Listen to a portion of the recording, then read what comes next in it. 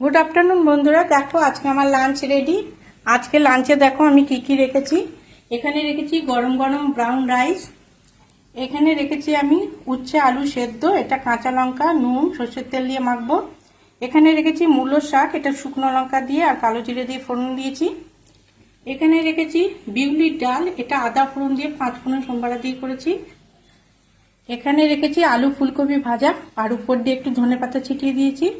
আর এখানে রেখেছি পোস্তর বড়া, আর এখানে রেখেছি একটু ভিন্ডি আলু আদা দিয়ে গরম মশলা দিয়ে ঘি দিয়ে করেছি, এটা লাস্টে ধনেপাতা দিয়েছি।